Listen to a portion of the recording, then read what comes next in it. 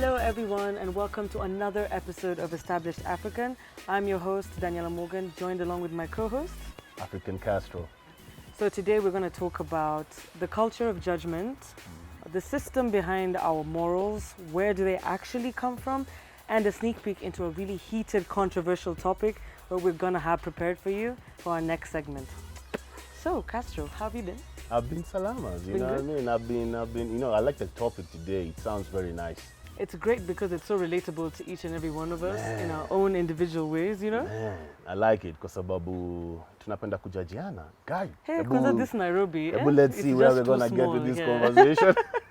The city is just too small. Huh? I really like this. How did you think about this? You know, I mean, Wellness Mondays is mostly you, Yes, I learn a lot from you. Yes, thank you for that. How did you think about this and where did your mind, this? Well, I just realized that judgment isn't just inflicted upon us, we also inflict it on other people. And I feel like even being in like the spotlight or the limelight, or even just somebody who's more of like a small scale business person or even has a small social circle of friends, we always come across judgment in our lives. From developing as young people to young adults to now the business people that we are, we come across judgment, and some of it we can easily shrug off and others really sticks and is embedded with us, So with that said, now I'd just like to go to like just the basic definition of what I found out judgment is. So the ability to make consider decisions based off of sensible notions. So that is initially what judgment should be. But this Nairobi, Abu educators, break down that meeting, Kabisa. That definition, because even me, I'm trying to make sure that these people understand what you really mean by the word judging. Okay, so the ability to make considered decision based off of sensible notions.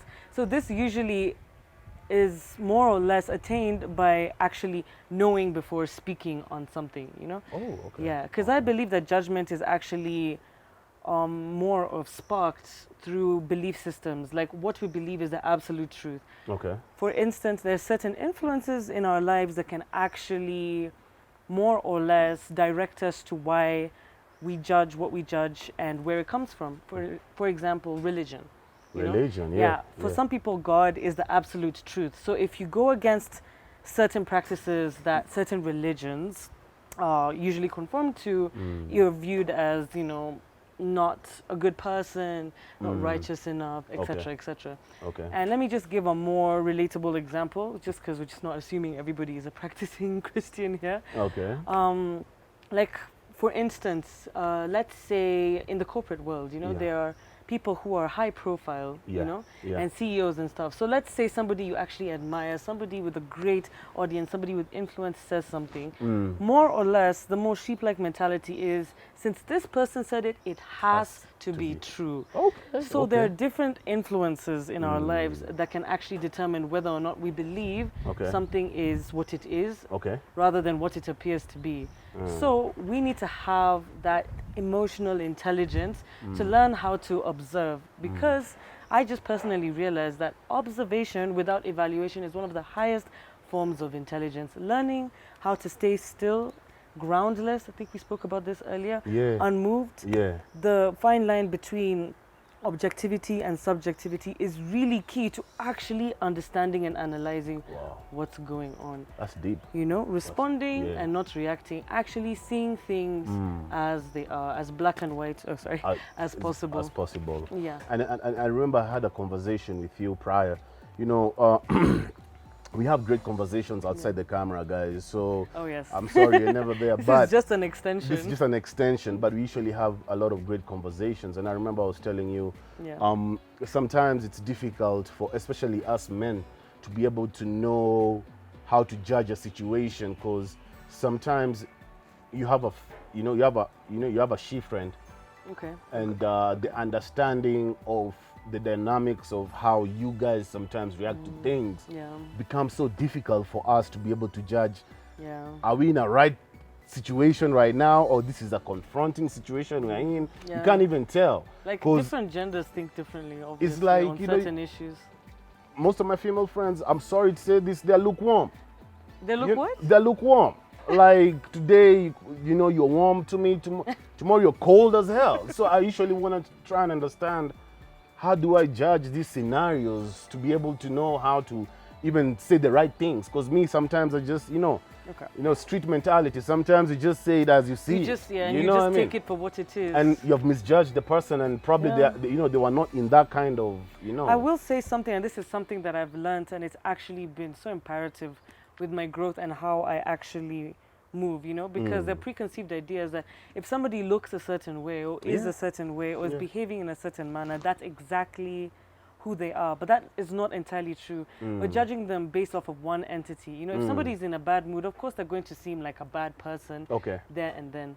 It's called a blanket statement. When you just use a certain thing and then generalize a whole human being based off that one thing. So let's say 1 minute somebody is very nice and warm to you, then the other minute maybe they found out somebody passed on, maybe they're fighting with their significant other, etc., etc. Okay. These are different variables that actually add on to how a person can appear to be. We're all the intricacies of being a human are so complex. We can't.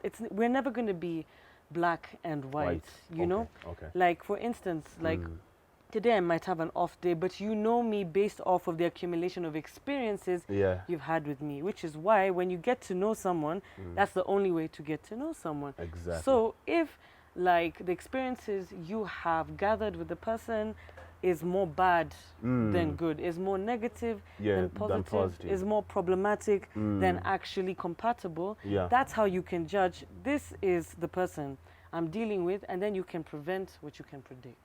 That's what I view it as. And most of the time, let me ask you, because there's a difference between behavior and a character. So exactly. do we judge behavior or do we judge character? What mostly do we do that you find it wrong? Because behavior is, is just things like she's a liar, or she's aggressive, or, just small things that just behavior, and behaviors can change. But characters don't change. I mean, I feel like character development, it's rather that you can leave versions of yourself. Okay. Like for instance, 2017 Castro is not 2020 Castro. True. You leave different versions of yourself. So with that said, like I said, especially in these Nairobi dynamics, your behavior onto other people is a reflection of how you feel about yourself. Okay. You can really learn a lot about yourself by even what irritates you about somebody else. There's a reason why that certain thing is triggering you so much. Yeah. Perhaps it's past experiences, Okay. Perhaps it's a trigger for you. Like there's a certain psychologist that said children raise children. For instance, if your inner child hasn't been healed from maybe a certain traumatic experience, or you were raised in a very abusive home and stuff, you might end up seeking your parents in your partners subconsciously, True. Or you might end up reliving and recycling certain experiences because you are not even loving the person but trauma bonding with them because it's something that you're familiar with. So when you're familiar to chaos, anything that's not chaos seems very dysfunctional or like a bit boring, Yeah. So now with behavior, I think behavior is honestly just a reaction to somebody's character, to what they have gone through in life, and then sometimes they can project it. You gave a good example of how sometimes men and women can differ in certain things. Your influences have taught you like this is wrong, or you need to be conservative, or this is not how a lady should carry themselves. It's true. Or dress the way you want to be viewed, etc., etc. But for women, we're like none of that matters because we are trying to equalize now. How we dress, how we carry ourselves shouldn't be determined by your hormones or how you view us. We are taking control of ourselves as a separate entity, not under the patriarchy. System. So you see how different influences have influenced you, and now more liberated influences are influencing us now. It's true. You see, so now it's either men adjust accordingly, or there's always just going to be a conflict. Because I don't think women are willing to give up their power. In fact, I don't even think women necessarily gave it up. It was just taken away. It was just taken away. It was taken away for most of the part. I think we were all liberated back in the days, because if you can look at like historical, no. if you look at the most historical pictures, men walked naked, women walked naked, so it wasn't like even Adam and Eve. You mean naked, okay? Well, when it comes to like African culture, then even perhaps I'm talking like even African culture, like we were men were half naked mostly. Even females were half naked. I mean, mostly, when you're talking to body image, I feel like it all stemmed from a lot of like religious attributes that were brought to us. I wonder if there was body shaming back in the days.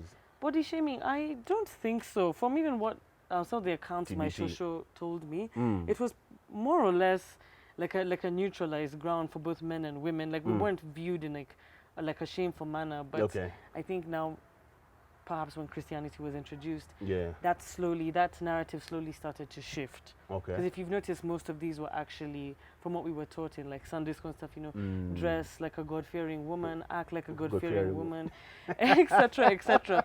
However, this is not Catholic has been very controversial. Yes. It can be very Catholics, controversial. Man. But that is a topic for That's another a topic day. for another day. I'd like to sit with the Pope. I'd really want to see where his mindset is at. Well, let me know. He finally agreed gays to get married in Catholic churches. Well, that's great, because I'm a firm believer that if God doesn't alter free will, then neither should you. Let people be who they are and do as they please. Do you find that awkward? What awkward exactly?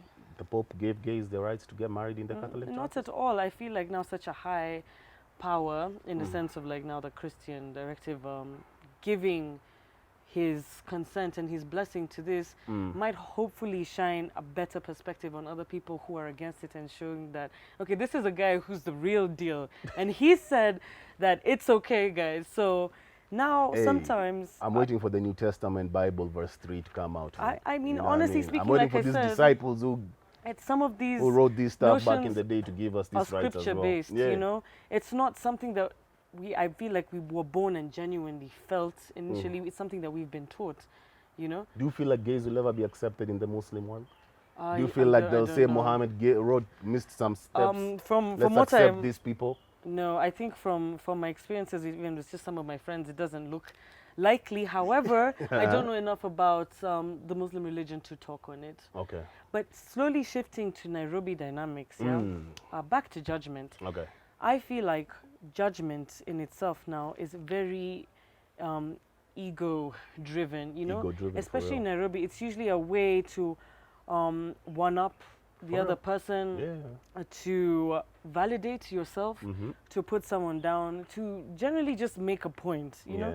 But that's the thing about ego, is that you could generally judge someone and not have a single clue about them, you know. Like you'll see in like different club settings, you'll see they're very clique-based, there'll be bottle service people, then there'll be people bambeleza insiders in the corner, etc., etc. But initially, we're all the same age, we're all of the same social circle, but they'll treat certain people differently. And this can also be based off of classism. The isms, there's classism, racism, tribalism, all of this stuff can actually influence why we judge people. These are all systems that were put in place, even religion to some degree.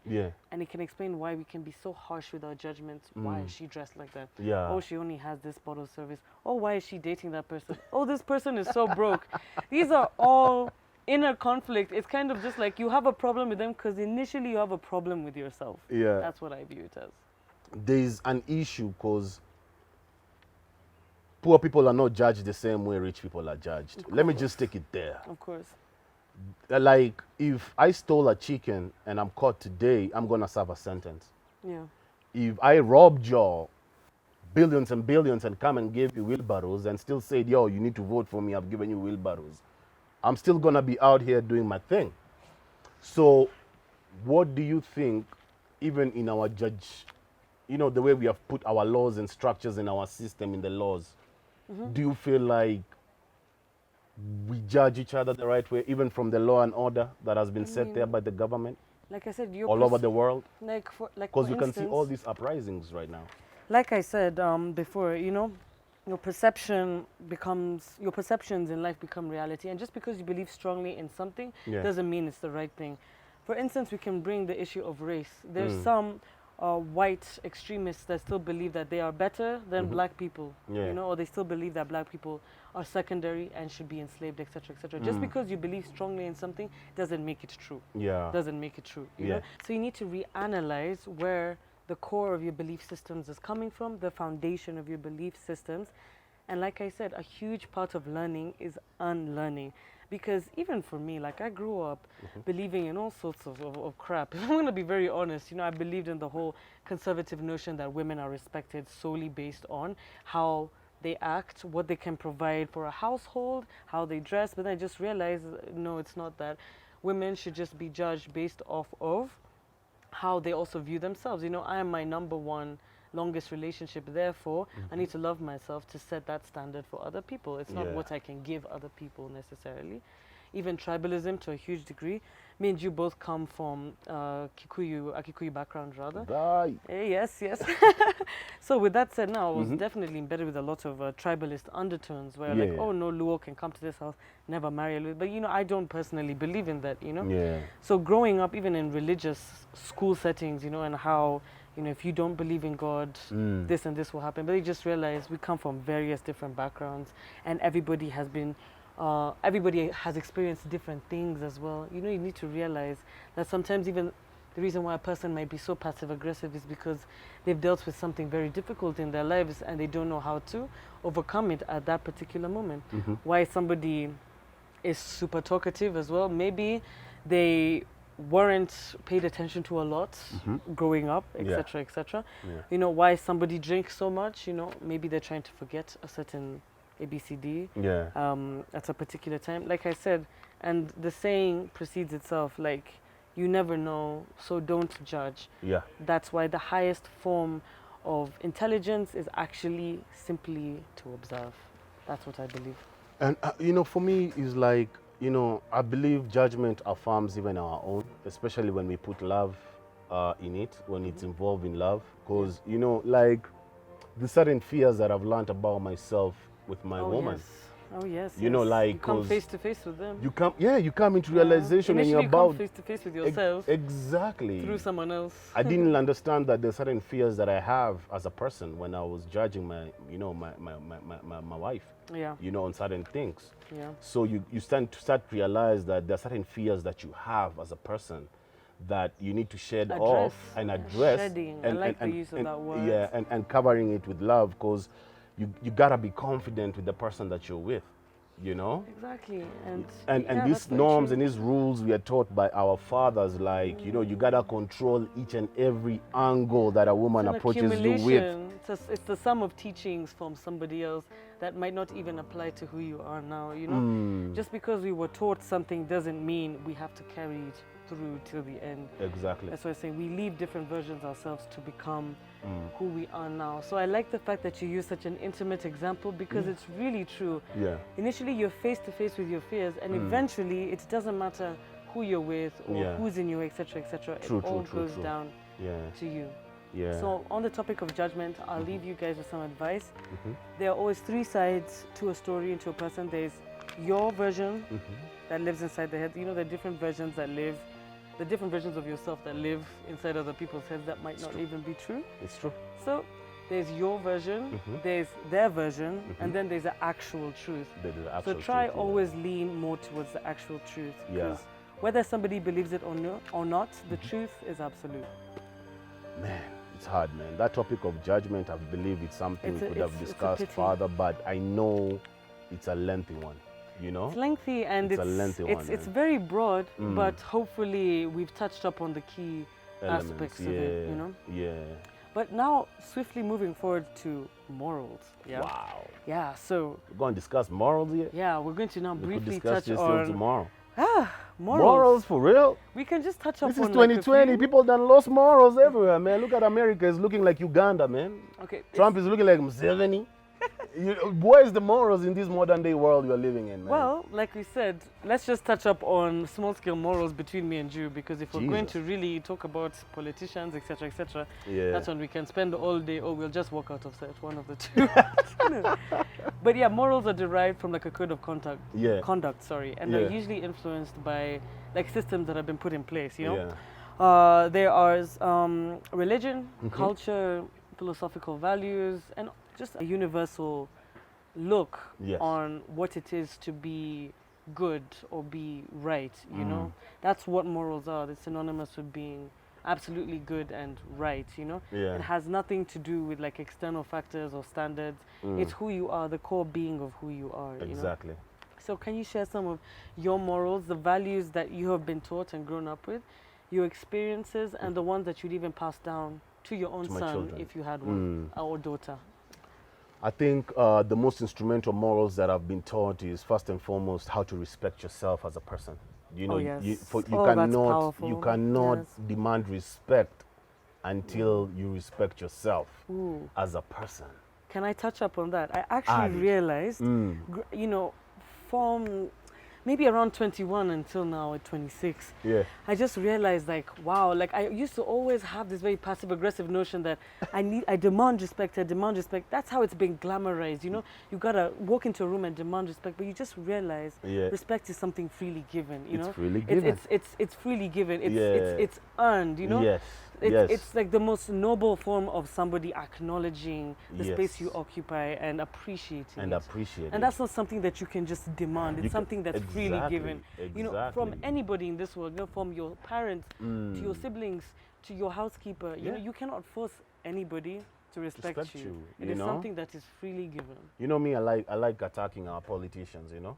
So you cannot just come out here, rob the whole society, and then come and give us demand. give us a strategy you and know? say you have to respect this strategy. So you guys gotta follow this BBI strategy and follow it. Yeah. You know, it doesn't work like that. You gotta respect the people who gave you that position of power. Especially if you've first and foremost. especially before anything. Exactly, especially if you've perpetuated, or just think of the foundations that you've set up. If you treated somebody like absolute trash, and then you expect them to still respect you at the end of the day, it really doesn't work. It's either the person genuinely doesn't respect you, but is putting up a front because you have something over them. Yeah. You know. Yeah. Or there's gonna be some sort of conflict It's true, eventually. True. So Let me tell you is one from story. embedded, There's an influencer who likes talking about respect a lot out there, and there's a day I was, you know, I'm with my woman, and you know, she works for a big brand. Okay. And they do, you know, digital, you know, influencer marketing a lot. Yeah.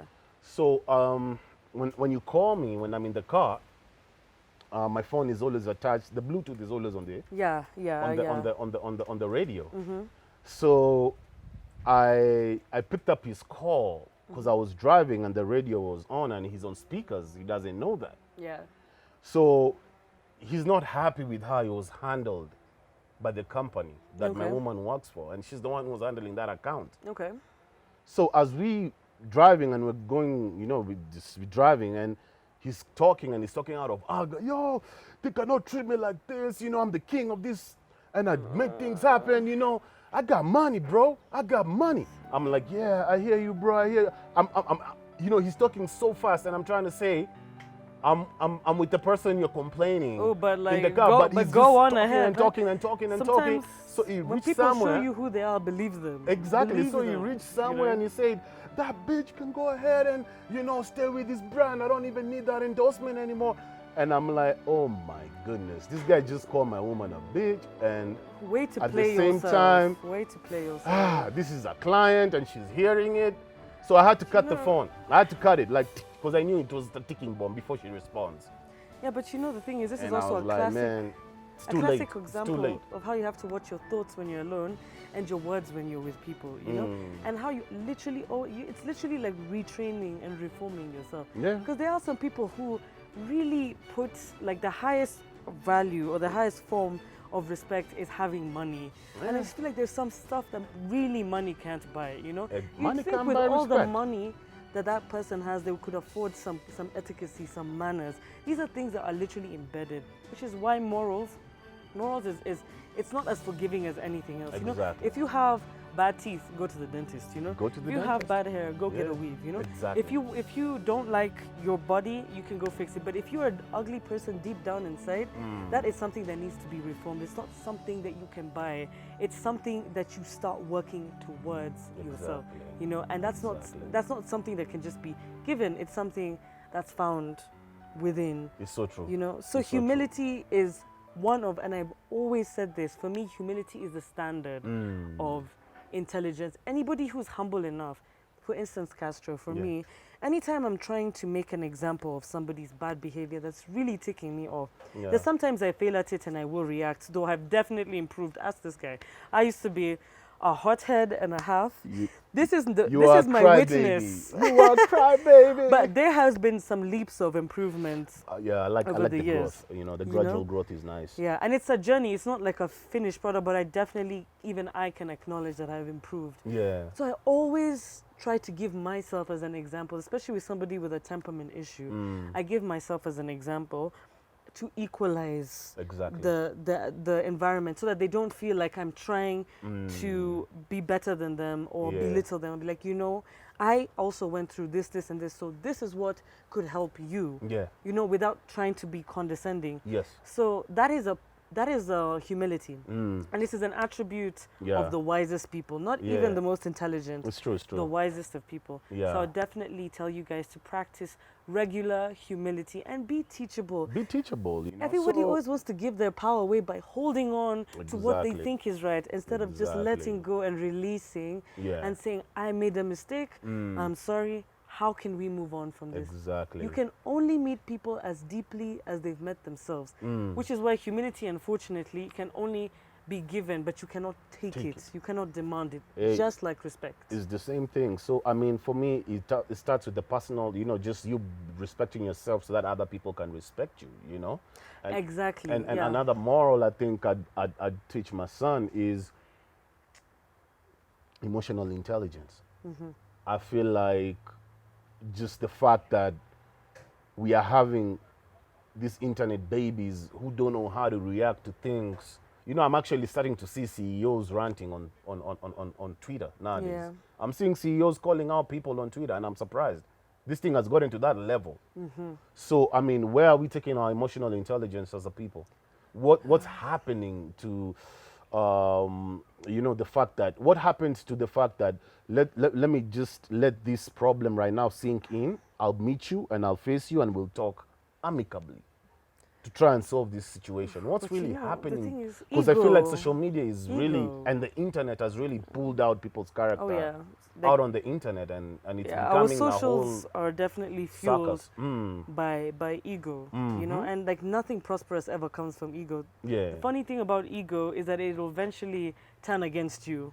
You eventually turn on yourself. Exactly. Especially when there's no one else left to project anything onto. Yeah. Another moral for me, just to add on to that, is I feel like kindness and maturity and composure. I feel like some of the people I admire the most are very calm people. All these, I hate using this term, but maybe we'll just associate it in Nairobi. All the hippies, the wellness people, like the yoga heads, not all, I mean, obviously there are other people who fit into that, but I've noticed the themes of the people I admire are usually people who are genuinely at peace with themselves, people who are composed, people who are calm.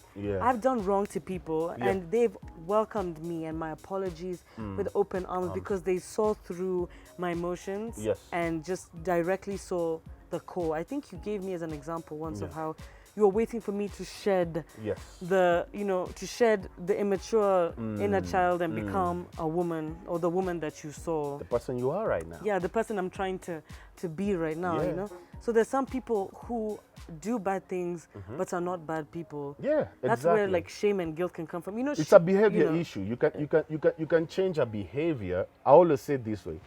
You can change someone's behavior over time, but to change someone's character, it's up to them to decide. Oh yeah, that has nothing to do with you, even if you wanted to. Because at the end of the day, there are people who are just built to be what they are. And even, I take these things sometimes even from religion. I believe God and Satan were different people. Satan chose to be who he is, and he chose that character to be who is he. You know what I mean? God decided to be who he is, and he chose to be who he is. So at the end of the day, I believe characters can be changed, but it starts from self. You identifying, I have a character problem. But behavior, you have to be conscious and behavior intentional can about change it. with the people that you are around with. Yes. You know what I mean? You don't want to be around yes men who keep encouraging these kind of behaviors, and then you end up looking away, and they just keep talking. It's an environment thing, because I realized Nairobi is a big culprit when it comes to this. I realized. Let me tell you one thing. You have people feeding your ego and from a manager's standpoint in my career, I realized that I became a liar to a lot of clients based off the people I was managing, because I first and foremost had to look out for them before I look out for the client's needs and expectations, because a client will call you and ask you, why hasn't he posted? Why hasn't she posted? And you're like, they're gonna post, so you have to create a lie to be able to buy more time for them to post. And if they don't post again, you still have to come up with another lie to be able to save the face of your influencer. So I developed a habit of sometimes just looking out for these people, and I realized once I stopped managing people, I just stopped lying to clients, and I started telling clients like it is. You know what I mean? You know what? Just to end the topic on morals, on a note that actually gave me a little bit more peace anytime I feel like I'm dealing with things that are out of my control. True. I just always remember that that's a part of their story. It's in the same manner where I had to and you had to grow out of different habits and even out of yourself to become a better version. Hopefully, all you can do is pray that the journey leads them to their most elevated self, and you'll meet them there. Because it's only up from here. So you'll meet them there. Man. So thank you for sharing some of your morals. This has been a really intense and in-depth topic, and I'm glad we had it because everybody can relate to it. And catch us next week for this really heated debate, dialogue. God. Are we gonna do that? Discussion. Are we gonna do that topic? Really? Oh, definitely. I think it's a great topic because it's gonna birth better perspectives on the matter, and it's needed. It's needed. Do you think it's needed? I definitely think it's needed. Our producer Ijawa, she's a Muslim. I don't know whether she'll accept to that, but we'll still have to discuss it either way. Anyway, moving forward, Castro and his commentary. This lovely environment. Yeah, it's definitely needed. You like the new change? Oh yeah, I love this place. Oh my gosh, it's like outside meets like inside. A wellness center. Can you do yoga here? Of course you can do yoga here. It's brilliant. I love spaces where creatives can get creative. And the outdoors and nature really add on to that. Wow. Yeah, I definitely. So shout out to Ikigai for giving us this space. Yes. To be able to shoot here, and it's a very beautiful place, a business community center whereby you can come, just apply, check their website out. I think we'll put their website at the end of this cast. And also, if you have any feedbacks, anything that you want to talk to us about, you can check our social media. You can follow Daniela at Daniela Morgan. You can follow me at African Castro, or follow our pages at Established Africans. Just send in DMs. There's an email that's down there, just already been put. If you feel like you want us to discuss more wellness aspects, shoot me your emails. Let's discuss more. I'm everything. Yeah, absolutely. This is a space where there are no right or wrong answers. It's all about discussion, dialogue, and just elevating. So thank you for having us, and we'll see you next time.